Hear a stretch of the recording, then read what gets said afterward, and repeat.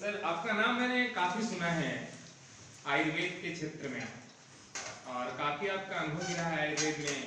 तो हमारी इच्छा हुई कि आपसे मुलाकात हो और आपसे कुछ बात की जाए। सर आयुर्वेद क्या है आपका, आपके अनुसार आयुर्वेद क्या है वो बताएं थोड़ा। आयुर्वेद ऐसा है कि आपने सुना होगा कि हमारे यहाँ 4 गो वेद है, उसमें 5वां वेद आयुर्वेद है। यानी हमारा भारतीय संस्कृति का जो संकलन ये वेदों में संकलित है और हमारे भारतीय लोग एक अच्छी जीवन शैली कैसे जिए जो बतलाता है वही आयुर्वेद है। जो बीमार ना हो, स्वस्थ हो, इस तरह की जो हमारे यहाँ वेद है उसी को आयुर्वेद है।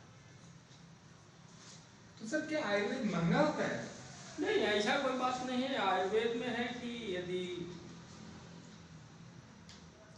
घरेलू नुस्खे बता दिया जाए तो बड़ी से बड़ी बीमारी जो है सो घरेलू नुस्खे से ठीक हो सकते हैं। तो सर बहुत सारी कंपनियों का आयुर्वेद की दवाएं आती है, जब सभी कुछ अगर घर के घरेलू नुस्खे से ही ठीक हो जाए तो फिर दवाओं का क्या आवश्यकता है? यह बात ठीक है, लेकिन है क्या कि रियलिटी है वो है डायग्नोसिस, जिसको आयुर्वेद में कहा जाता है निदान। आपका कौन सा पार्ट खराब हुआ जिससे आप बीमार हैं, उसके अनुसार आपको बता दिया जाए कि ये फला चीज़ कीजिए, अमुक चीज़ कीजिए तो आप स्वस्थ हो सकते हैं। लेकिन अभी ज़माना आ गया है रेडीमेड का, तो सारे लोग चाहते हैं कि हमें बनी बनी दवाइयाँ मिले, तो इसका फ़ायदा हमारा बड़ी बड़ी कंपनियों वाला ले रहा है और आयुर्वेद की दवा बनाकर दे रहा है और हम भी वही करते हैं। तो सर जो आयुर्वेद की दवा बड़ी बड़ी कंपनियां बना रही हैं तो वो ज्यादा कारगर है या फिर जो बनी बनाई दवाएं होती थी वो ज्यादा कारगर? ज़्यादा कारगर तो है कि जो बनाया जाए, इसलिए कि हम लोग जड़ी बूटी अगर ताज़ा मिल जाता है तो ज़्यादा गुणकारी होगा। लेकिन अब है क्या कि बड़ी बड़ी कंपनियों में कब जड़ी कवरा कब पहुँचा, इस पर थोड़ा सा इफिकेसी तो कम जाता है। तो सर ये भी तो है ना कि बड़ी कंपनियां जब हैं और हर जो भी चिकित्सक हैं उनके पास ये संभव भी नहीं है कि वो अपने क्षेत्र में उस जड़ी को खोज सके। हाँ, एकदम बिल्कुल सही आपका। तो अभी अगर मूलतः हम बात करें तो क्या जो बड़ी कंपनियां आज के डेट में जो दवाएं दे रही है तो वो क्या उचित है? लोगों का उचित है, चलती है, उचित है, ऐसा नहीं है। लेकिन कोई भी जो कंपनी दवाइयाँ बनाती है वो जो हमारा शास्त्र कहता है उसके अनुसार बनाता है तो सक्सेस सफलता होती है। तो सर जैसे एलोपैथ और आयुर्वेद की अगर हम तुलना करें तो आयुर्वेद महंगा है या फिर एलोपैथ? महंगा और सस्ती की बात नहीं है, वो है आपका रोग पर निर्भर करता है। अगर रोग क्रोनिकल है तो दवा महंगी होगी, अगर रोग क्रोनिकल नहीं है तो दवा सस्ती होगी। तो सर आयुर्वेद में हमें कब इलाज कराना चाहिए और एलोपैथ में कब इलाज कराना चाहिए? एलोपैथ का तो मैं सलाह ही नहीं दूंगा, इसलिए कि हम रहते हैं भारत की संस्कृति में और यहाँ का जो भी रोग होगा वो भारतीय संस्कृति के अनुसार होगा। तो अगर हम भारत के जीवन पद्धति से उसको ठीक कर लें तो ज़्यादा बेटर होगा।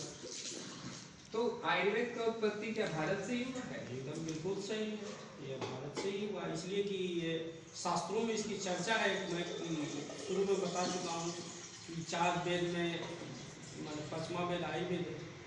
तो 5वां वेद आयुर्वेद। दिक्कत यहाँ ये उठती है कि हम रहते हैं भारत के वातावरण में, जलवायु हमारा सेट है भारत के वातावरण के अनुसार, और हम नकल करते हैं फॉरेन का। जब फॉरेन का नकल करते हैं तो हम बीमार स्वाभाविक है कि पड़ेंगे। जैसे आज लोग रहते हैं भारत में, भोजन करते हैं चाइनीज फूड, तो आप देखते होंगे कि बहुत जगह काउंटर लगा हुआ है। तो जो चाइनीज फूड है वो चाइना के जलवायु के अनुसार बना हुआ है, और उसको अगर खाएंगे तो आप स्वाभाविक है कि आप बीमार पड़ेंगे।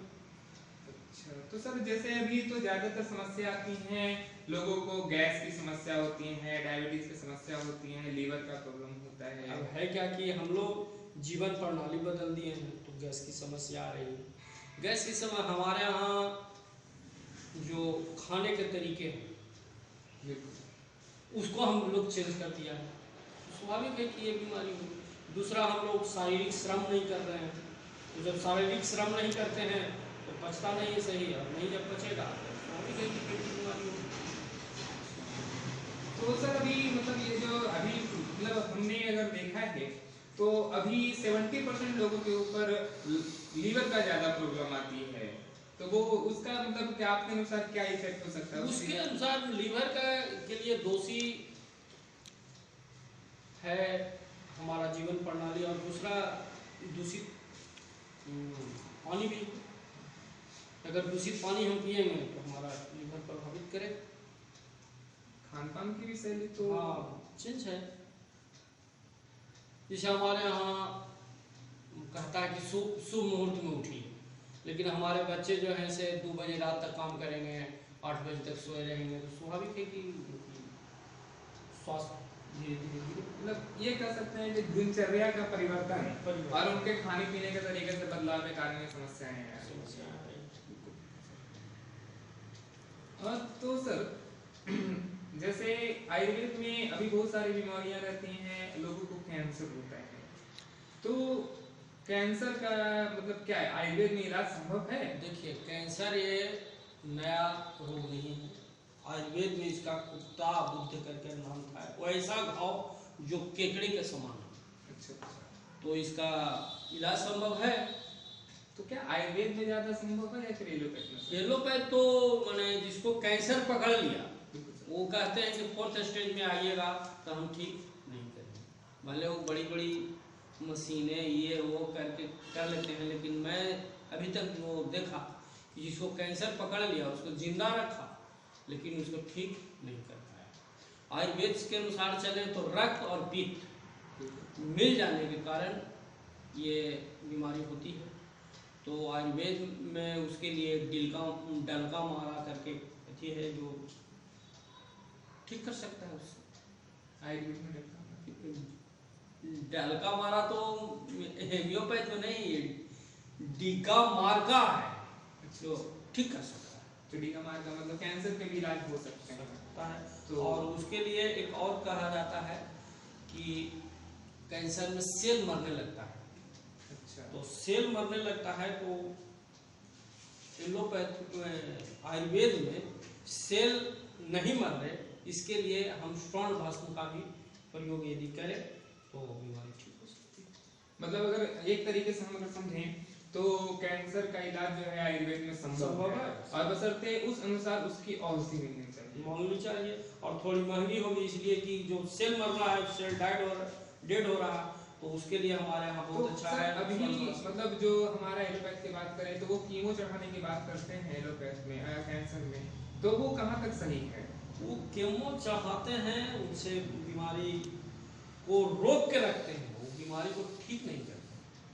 तो सर आयुर्वेद में मतलब जितने भी असाध्य रोग हैं, जितने भी प्रकार का, तो क्या आयुर्वेद में सभी प्रकार के असाध्य रोगों का इलाज संभव है? एकदम बिल्कुल संभव है, सभी प्रकार का आयुर्वेद में इलाज संभव है।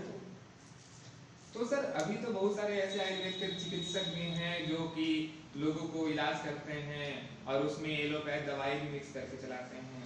करते होंगे, मुझे पता नहीं है, लेकिन मैं जो भी इलाज करता हूँ वह शुद्ध आयुर्वेद होगा, इसमें कोई डाउट नहीं। मतलब आप किसी भी प्रकार का एलोपैथ का दवा का इस्तेमाल नहीं करते, जो भी रहते हैं पूर्ण रूप में आयुर्वेद। तो और आयुर्वेद में मूलतः अगर हम लोगों को अच्छी जीवन शैली के लिए अगर बात करें तो सर ये बताएंगे कि कौन सी दवा अगर हम रेगुलर खाएं तो स्वस्थ रह सकते हैं? कोई वैसा अभी के दिनचर्या में से अभी जो वातावरण चल रहा है उसके अनुसार कुछ नहीं है सर। ऐसा है कि आयुर्वेद में टॉनिक शब्द नहीं होता है, वो जो आपको कमी हो शरीर में उसके अनुसार दिया जा सकता है। और दूसरा चीज़ है कि टॉक्सी का प्रॉब्लम है। आज अगर कोई बीमार हो रहा है तो शरीर में टॉक्सी हो रहा है, तो टॉक्सी निकालने के लिए अगर दवा दी जाए और अगर शरीर आपका शुद्ध होगा तो आप बीमार नहीं पड़ेंगे। अक्सर बीमारी होती है जो अभी प्रदूषण चल रहा है उससे आपके शरीर में टॉक्सी जमा हो रहा है और टॉक्सी जमा होने के कारण आप बीमार हो रहे हैं। तो हमारा गिलोय वो है, कुछ और दवाइयाँ हैं जिससे आपका शरीर का टॉक्सिन निकाला जा सकता है। और अगर ऐसे पंचकर्म बहुत अच्छा है टॉक्सिन निकालने के लिए, लेकिन पंचकर्म में लोग टाइम नहीं देते हैं, इसलिए सक्सेस चिकित्सा बिहार के लिए नहीं है।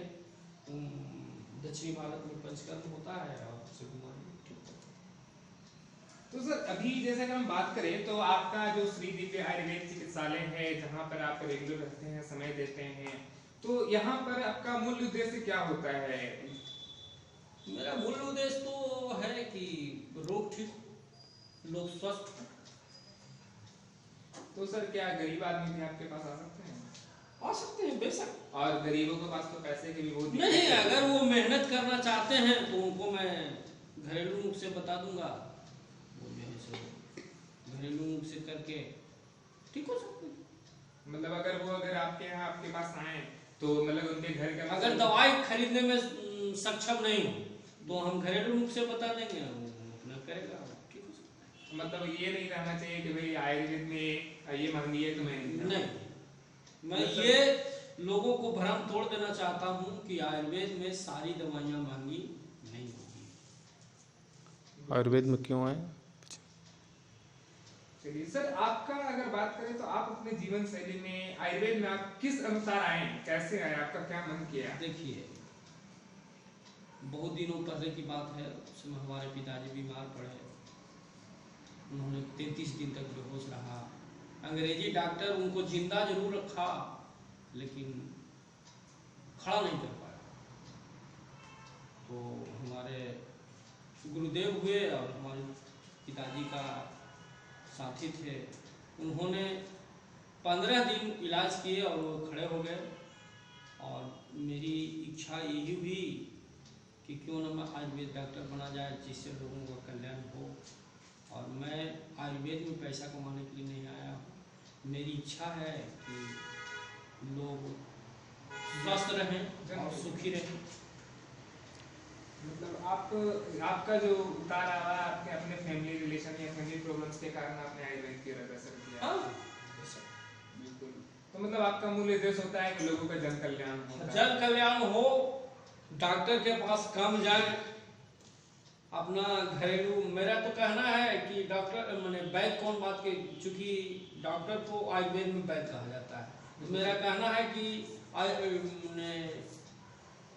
वैद्य कौन बात के जब दवा लेके चला। मैं बहुत ऐसा भी किया हूँ कि खाली हाथ गया हूँ, रोगी को ठीक किया। चलिए सर, आपसे मैं हमेशा समय लेना चाहूँगा और उचित समय अनुसार मैं आपसे कहना चाहूँगा कि आप प्रत्येक रोग के ऊपर कुछ न कुछ बताएं और हमें जानकारी देते रहें जिससे लोगों को मैं बताता रहूँ। बेशक बेशक। बिल्कुल सर, थैंक यू सर, नमस्कार। नमस्कार।